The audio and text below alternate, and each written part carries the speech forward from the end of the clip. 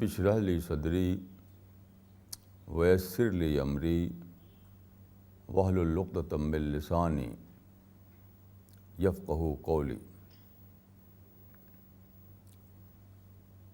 The theme for this day is science and spirituality.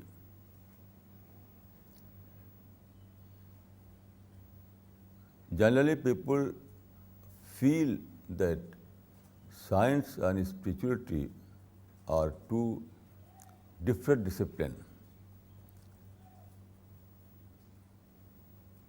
two completely different disciplines. According to their feeling, one can say that West, in the language of Kipling, West is West and East is East. The twain can never meet. But I think that it is not very correct. I don't subscribe with this notion. I think that science and spirituality both are interlinked. Both are important for our life.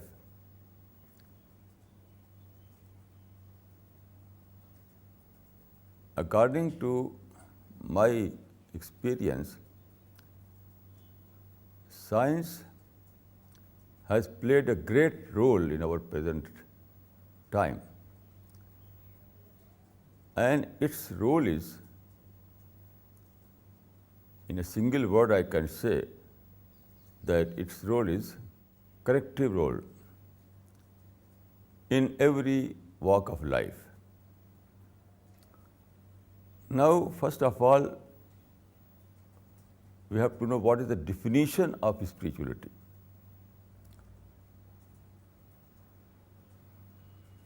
If you consult dictionaries, you will find that according to the English dictionary, spirituality means opposed to worldliness, opposed to worldliness, or opposed to material. This is the definition given by dictionary. I would like to say that I would like to give a very simple definition, without any mysterious element.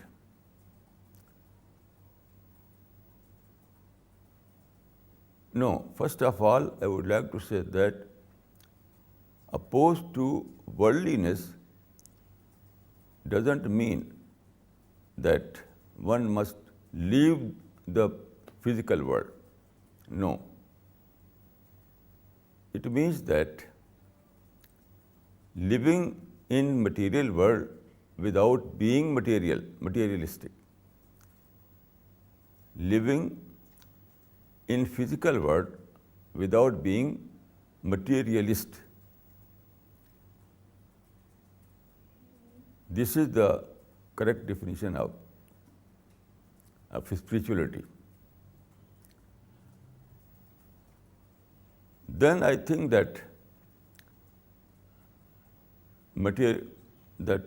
spirituality has no mysterious element. It is a natural discipline. If I use secular definition, if I use secular language, I can say that simple living, high thinking, this is spirituality. In common secular language, I can say that simple living and high thinking, this is spirituality.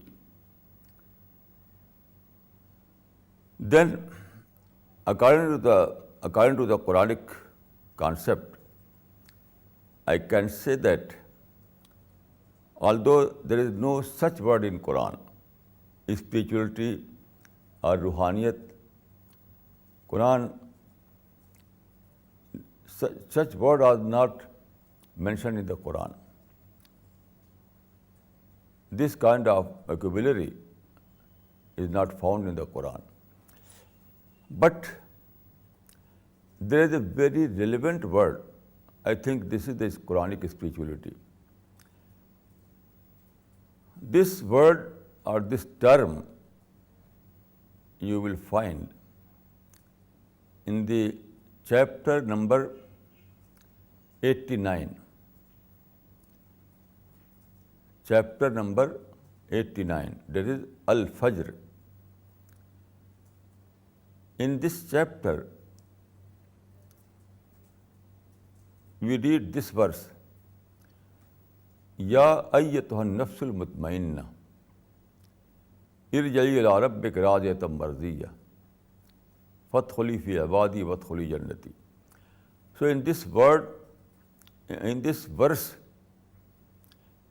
verse, we find an-nafsul mutmainna. And I think that an-nafsul mutmainna means spiritual person. A spiritual person. And according to the Quranic term, a spiritual person is an-nafsul mutmainna. An-nafsul mutmainna means complex free soul. Complex free soul. So according to the Quranic definition, according to the Quranic term, a spiritual person is one who is a complex free soul.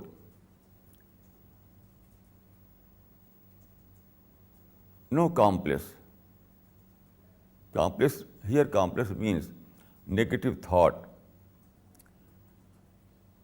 reactionary thinking, like revenge and intolerance and hate, and all those negative thoughts are complex.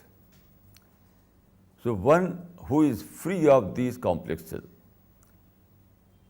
he is a complex free soul. And a spiritual person is one who is a complex free soul. Then also there is a detailed definition. Also we find a detailed definition of spirituality. In a prophetic dua, prophetic prayer, Prophet said in a prayer, in one of his prayer, Prophet said in one of his prayer, Allahumma arinal haqqa haqqan warzuqna ittiba'ah wa arinal batila batilan warzuqna ijtinabah wa arinal ashya'a kama hiya. I think that this is the gist of spirituality. It means that, O God, show me the truth and help me to follow it. O God, show me the truth and help me to follow it. O God, show me the falsehood and help me to save myself from it. And, O God, show me things as it is. وَأَرِنَا الْأَشْيَاءَ كَمَا هِيَ. O God, show me things as it is. This is the essence of spirituality. This is the Quranic concept of spirituality. Now,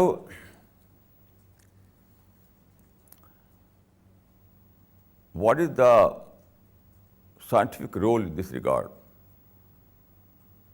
You know,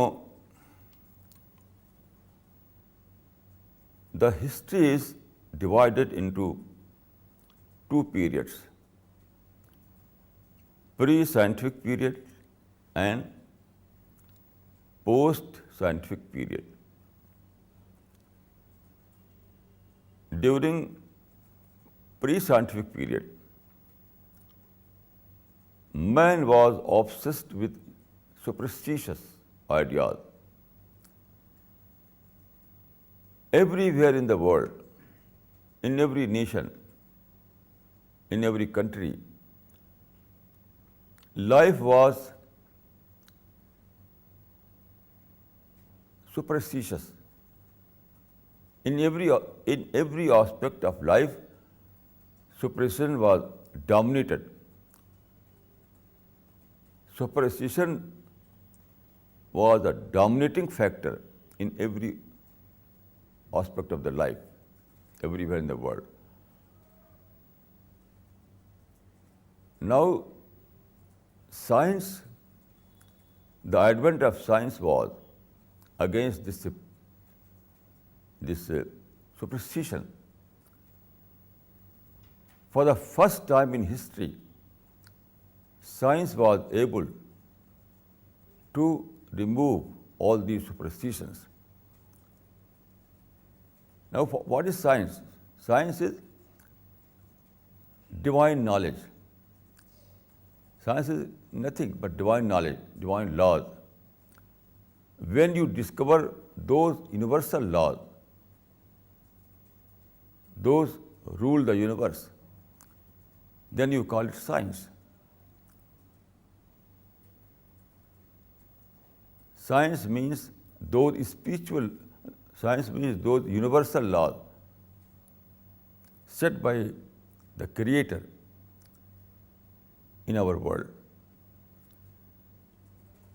So when man was able to discover these scientific laws, he became able to remove all those superstitions. Here I would like to give some examples. For example, we are living in nature, in the world of nature. In ancient days, man was worshipping all those natural phenomena like sun, moon, stars, planets, and mountain, ocean, even trees and animals, all were supposed to be divine or gods. So what is shirk? Shirk is nature worship. In ancient days, man was worshipping nature, and this is shirk.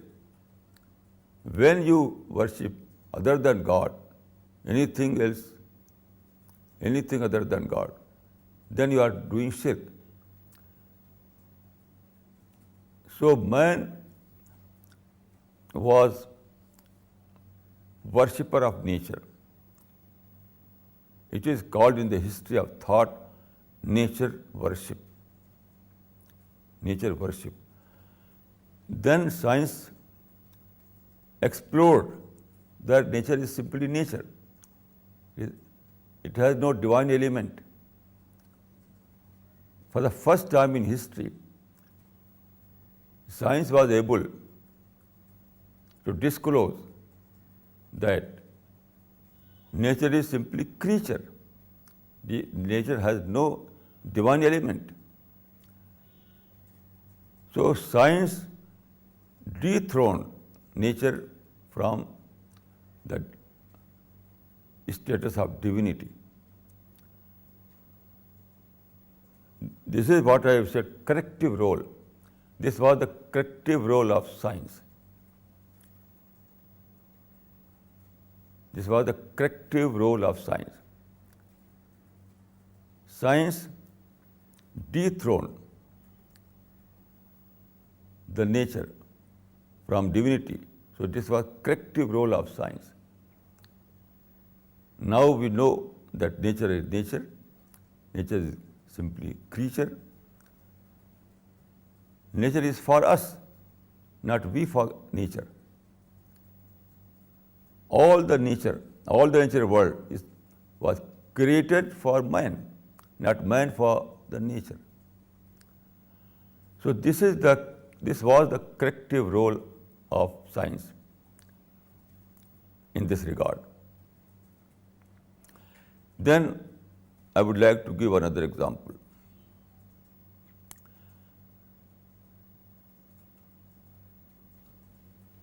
For 2000 years, man was believing that Earth is center of the solar system. Some people were believing that Earth is the center of whole cosmos. So it was this thinking, according to this, developed the geocentric theory. Aristotle was believing in this theory, geocentric theory, that Earth is in the center, and sun and all other planets are revolving around the Earth. This was geocentric theory. It was completely wrong. Then science discovered that this is not correct. Earth is a satellite, it is not central body. In the solar system, sun is the center. Sun is in the center. So all these planets revolve around this sun. So it was science that proved, after long research, that Earth-centered theory of solar system was wrong. And science established that sun-oriented solar system or sun-centered solar system is right.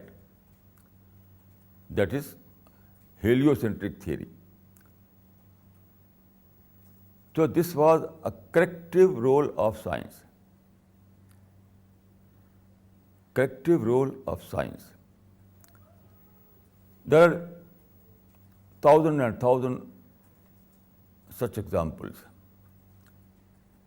And I think that in spirituality also, there is a corrective role of science. What is that corrective role? You know, for centuries and centuries, man was believing that spirituality is based on heart-based spirituality. You know, spirituality is a very old discipline. It is not new discipline. In different names. Although the names were different, but spirituality is an old discipline. And people were generally believing that heart is the reservoir of spirituality and everything is in the heart. So we have to unfold spirituality from heart by adopting some practices like muraqabah, like meditation, like tasawwuf. So people were engaged in some practices with this belief that heart is the center of all kind of spiritual thought, and we can unfold spirituality from the heart by adopting these kind of practices. For example, there was a practice in tasawwuf that like this, that La ilaha illallah, La ilaha illallah. It is called zarb, any beat. So from this practice, by adopting this practice, they were believing that we can unfold all those treasure from the heart, all those spiritual treasures from our heart. So, but science, modern science has proved that heart is nothing but a tool of circulation of blood. Circulation of blood. There is no other function of heart. There is no function of heart other than circulation of blood. There is no thinking capacity in heart. There is no spiritual capacity in heart. There is no spiritual reservoir in heart. Heart is the only function of heart is to circulate the blood. That's all. So this is the corrective role of science in this regard. This was the corrective role of science in this regard. Now, what is needed?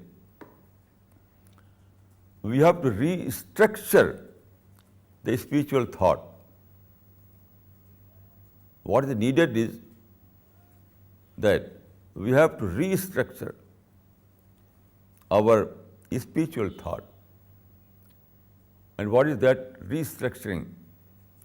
It is to develop a new spirituality that is, according to, in my word, mind-based spirituality rather than heart-based spirituality.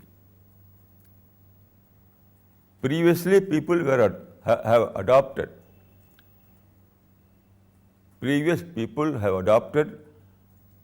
heart-based spirituality. Now science has disproved this notion.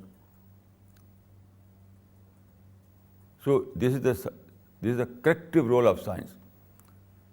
So according to the modern science, according to the modern discoveries, we have to adopt a new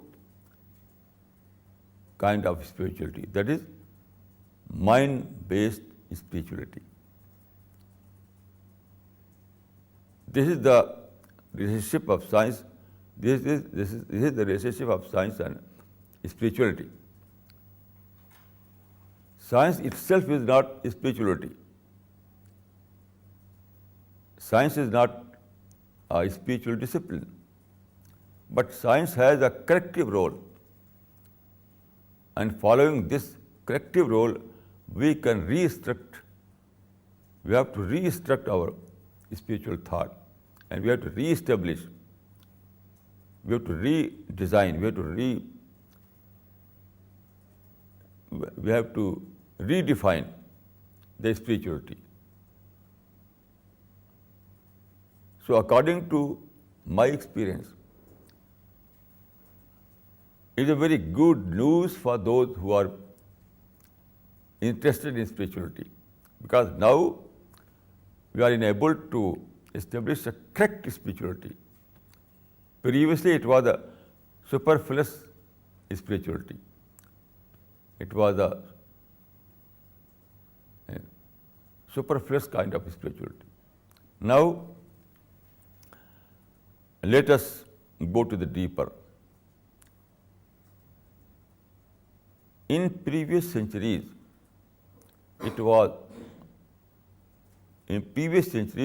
people of spirituality were believing that the end result of spirituality is ecstasy or vajd. In Persian, it was vajd. In English, you can say ecstasy. So ecstasy was the only achievement of spirituality. I think it was a reduced form of spirituality. It was a reduced form of spirituality, because ecstasy is nothing. Ecstasy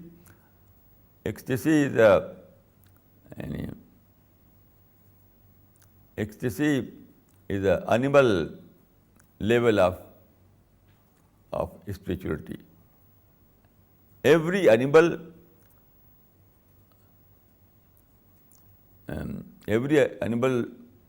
enjoys this kind of spirituality. Every animal is living in ecstasy. So it is animalization of spirituality. It is a reduced form of spirituality. Now, science has also proved a very important thing. Very, very important thing. Modern science tells us that our mind is a very, very precious asset of our personality. According to the scientific research, every individual mind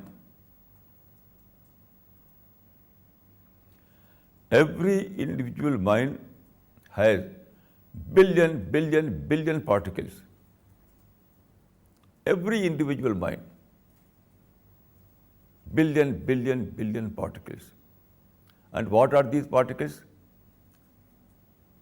These are not simply a sign. No. Man is not a desert. Man is man, a living personality. So these particles are living particles. These particles are particle of information, particle of wisdom, particle of gyan.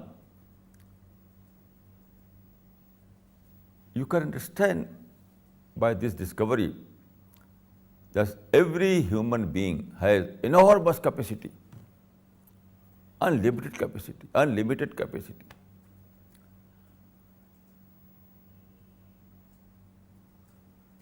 So you have to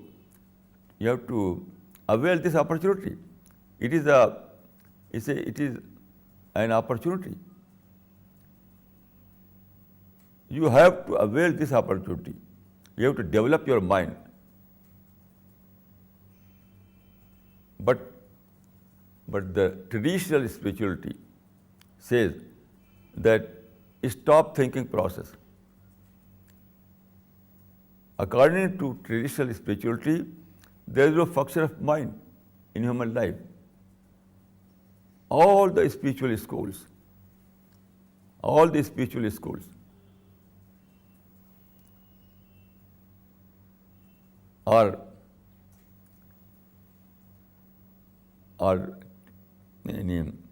suggesting us that stop the thinking process and you will find ecstasy.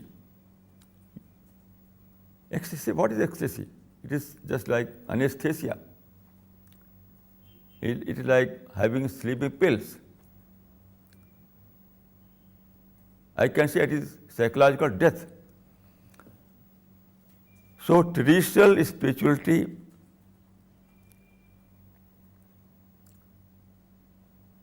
In the framework of traditional spirituality, there is no function of mind. No function of mind. But now, if you adopt the corrective role of science, we can establish a new kind of spirituality. And that is mind-based spirituality, based on thinking capacity. I would like to give some example to illustrate this point. You know, in the present world, there are so many factories of de-stressing. Factories are shops or institutions.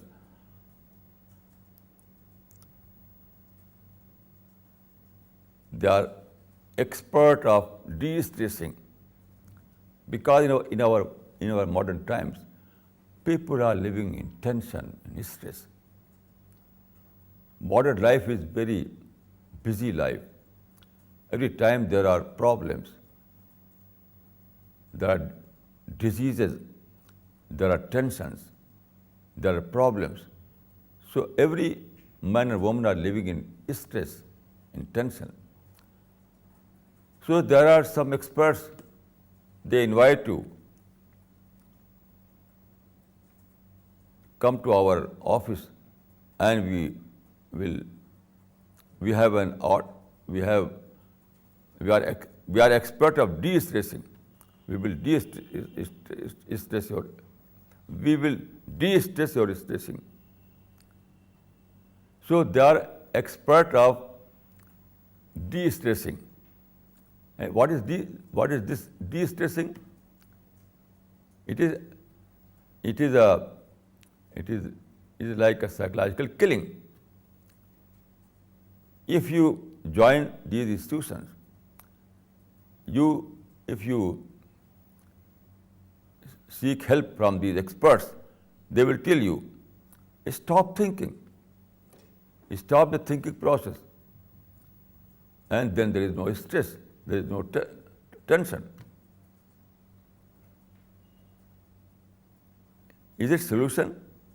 Is it saying like that take poison and there is no tension? It is a psychological killing. So I would like to say this, that science shows us the way, and that is avail your intellectual capacity, avail all those particles God has created for you. Then if you use your mind, if you use your mind and try to understand on intellectual level, a mind-based spirituality means trying to understand the things on an intellectual level, trying to explain the things on intellectual level. So if you try to explain this phenomena, that is stress or tension, on intellectual level, you will discover a great thing. And this is also a discovery of science. Science has discovered that when man is faced some challenges, there is a brainstorm in his mind. When we face challenge, when we face some big problem, and then there is a brainstorm in our mind. And what is this brainstorm? According to scientific discoveries, I am explaining the scientific spirituality. This is scientific spirituality. So according to scientific discovery, when there is brainstorming, it is a blessing in disguise for you. Why? Because brainstorming activates your mind. It activates all those particles, living particles.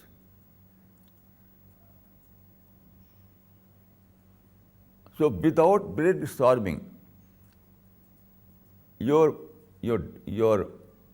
mind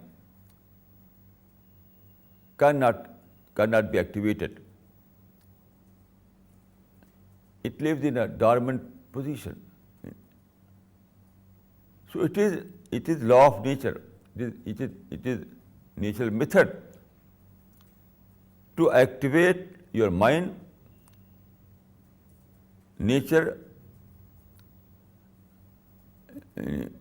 this kind of brainstorming is a method of nature, only to activate your mind.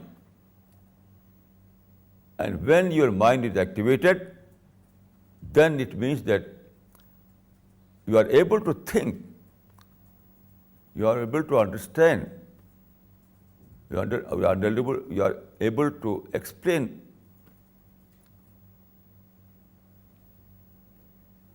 Here I would like to add one point, that there are million and billion people who are engaged in spirituality, but no spiritual person was able to produce a masterpiece. A masterpiece, a book that is able to awarded by a Nobel Prize. No one was awarded Nobel Prize in this. No one was able to write a book on spirituality on a scientific level and on such great scale that he was able to awarded Nobel Prize. Because why all these spiritual persons are living in traditional spirituality? They are living in ecstasy. There is no function of mind. It is mind that writes a book. Ecstasy cannot write a book.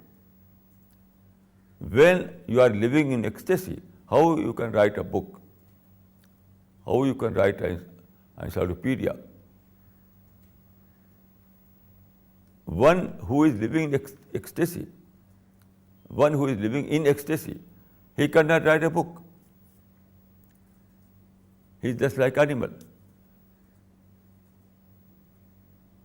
A book can be produced only that kind of mind who is living in spiritual, who is living in intellectual development.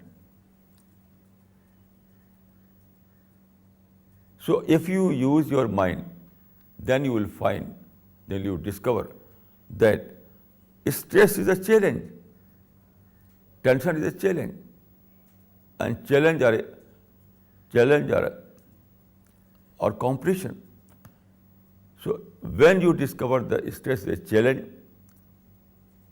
and tension is a challenge, then you will discover that challenge is not an evil. Challenge is a blessing. Because no challenge, no intellectual development.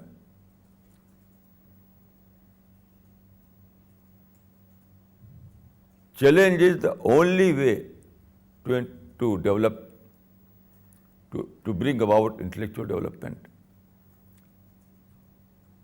So when you apply scientific discoveries, then you will discover that stress or tension is not a curse, not an evil. Instead, it is a blessing. It moves your mind. It help develop your mind. Then I will give another example. You know, in our present time, the majority of boys and girls marry after love affair. So everywhere you know that people are everywhere love marriages. Everywhere in the world there are love marriages. But according to the report, more than 50% marriages are failure. More than 50% marriages became failure. Why? The reason is that when they were simply lover, there was no differences. But when they became partner of life, when they start living in a home, when they started when they became a serious partner in the life, then arose differences. Because difference is a part of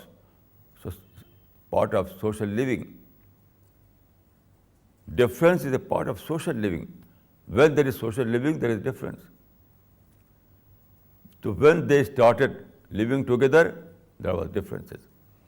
So then what happened? Both of them, husband and wife, both wanted to eliminate all the differences. And they failed. So the result was breakdown, that is divorce. Now, if you apply the scientific formula, if you use your mind, if you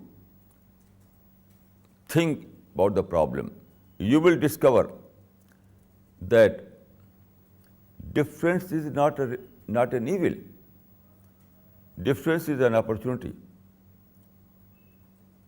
When there is difference between two persons, it provides you an issue of exchange, intellectual exchange.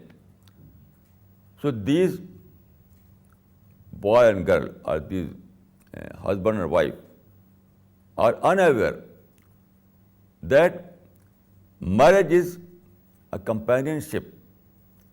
Marriage is not simply a life partner. Companionship. By companionship, I mean intellectual partner.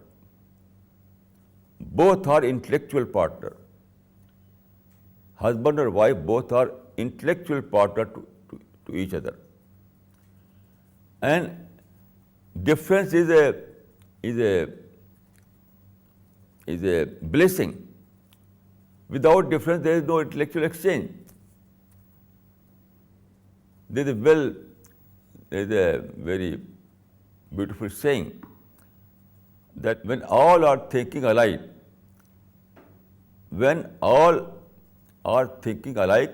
no one is thinking very much.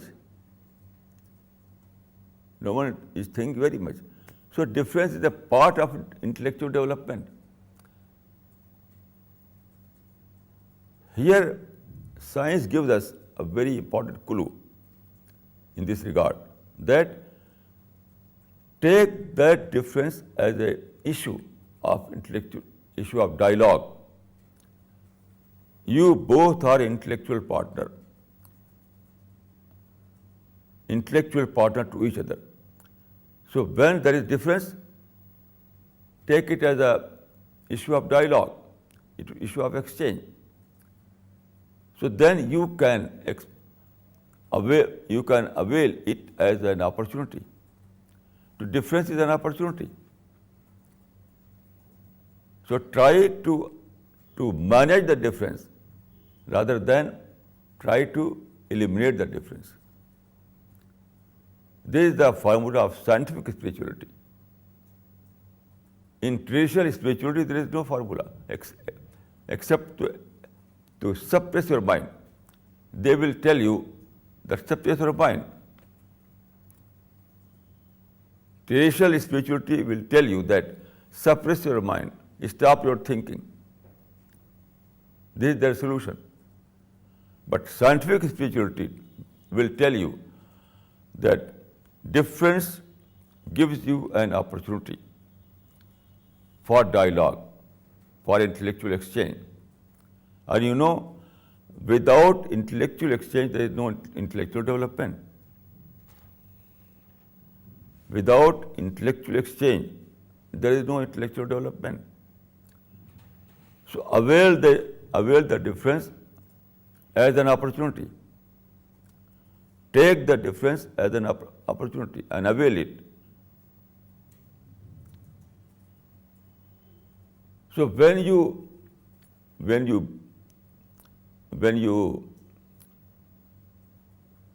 believe that husband and wife both are intellectual partner to each other, then you are able to take the difference as an opportunity. Otherwise, you will go to some expert of de-stressing, they will tell you, suppress your mind.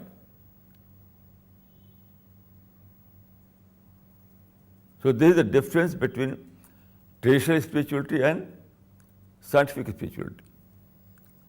And my spirituality is scientific spirituality. There is mind-based spirituality. I believe in mind-based spirituality. And as far as the heart-based spirituality is concerned, I think that is a remnant of superstition. Superstition. Simply superstition. Then I think that Jesus Christ, he was a prophet. We don't believe that he was Son of God. He was a prophet of God. And he gave us a very beautiful formula of spirituality. That is, love your enemy. Love your enemy. It means you have to learn the art of enmity management. Don't hate enemy. Don't try to eliminate enemy. Don't be negative against enemy. No.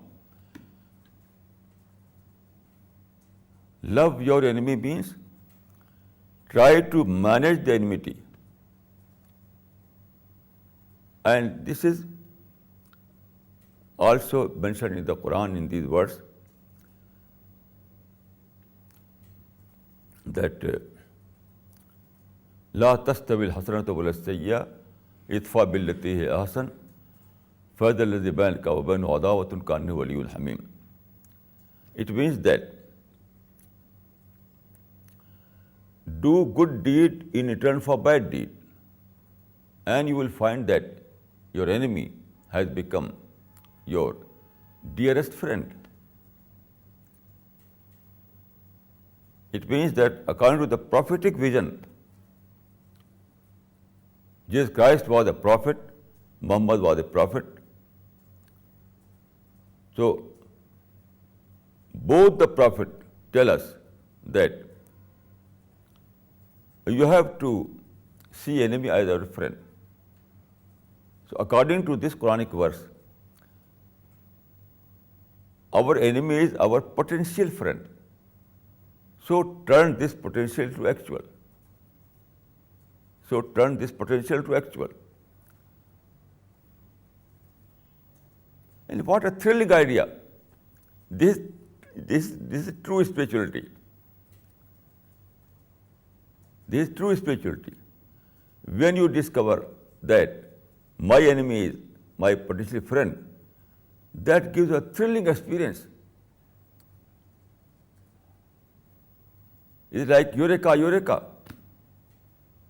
It is a eureka experience. I think that you will say that what a great idea that I can find a friend among my enemy. My enemy is my friend. It's a thrilling idea. This is true spirituality. The people hate enemy. They believe that enemy is enemy. They believe that enemy is enemy. But according to the prophetic guidance, enemy is my potential friend. So when you think like this, when you discover this truth, then you experience a thrill. It's a thrilling discovery. It is like eureka, eureka. This is true spirituality. Then I would like to add one more point, that man has great potential, great potential, unlimited potential. So here I would like to refer a psychologist. His name was Alfred Adler. He was a German scientist, Alfred Adler. His last book was Individual Psychology. Individual psychology. He was an authority in psychology. So he says in this book, that I have studied man. M-A-N, man was my subject. Man was my subject. I studied man throughout my life. The greatest thing I discovered, that man has a great potential. Great potential. So what was his discovery? In his own words, their power, it is his words, their power to turn a minus into a plus. Their power to turn a minus into a plus.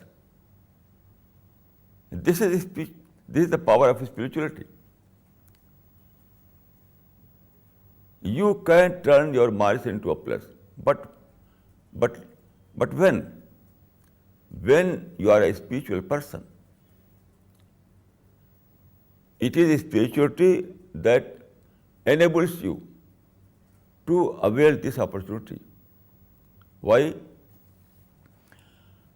It requires positive thinking. It requires positive thinking. It requires patience. It requires tolerance. It requires justice. It requires love. It requires compassion. Because when there is problem, so people generally think in reaction. Their thinking becomes reactionary thinking. So when you are responding as a reaction, when there is situation and you are responding negatively, then you will lose the positive thinking. And when you will lose positive thinking, then you cannot avail of all the opportunities. You become unable to turn your minus into a plus. So if you are materialist, you are a worldly person, you are living in hate and intolerance, you cannot avail this opportunity. You cannot turn your minus into a plus. It requires complete positivity. It requires love towards humanity. Love means, what is love? Love means you are free of all kind of negative thought. When Jesus Christ said, love your enemy, it means that live without negativity. Live without hate. Live without complaint. Live without protest. This is love your enemy. It is a culture of positivity. Prophet of Islam and Prophet Jesus both tell us this secret of life, that if you are able to live in positivity, then you are able to turn your minus into a plus. Otherwise, no.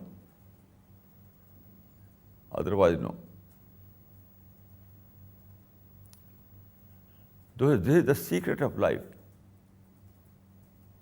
And only a spiritual person can avail this opportunity. This is the formula of super achievement.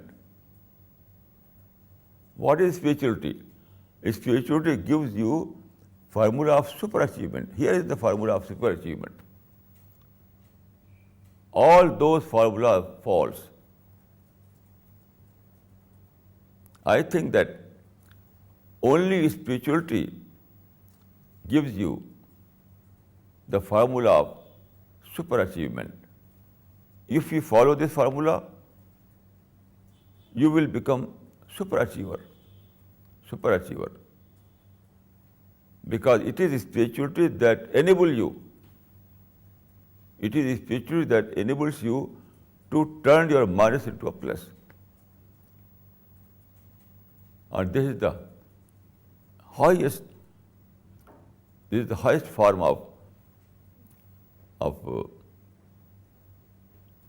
of humanity.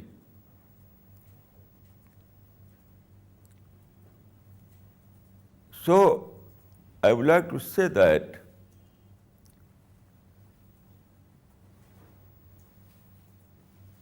science has played a role of what I call corrective role in this regard. Previously, spirituality was obsessed with superstition. I can say that previously, spirituality was simply a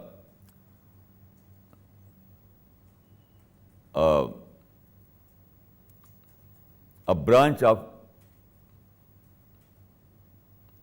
of superstition. The only achievement was ecstasy, and ecstasy is nothing. Now science has enabled us to develop spirituality as a super discipline of life. That is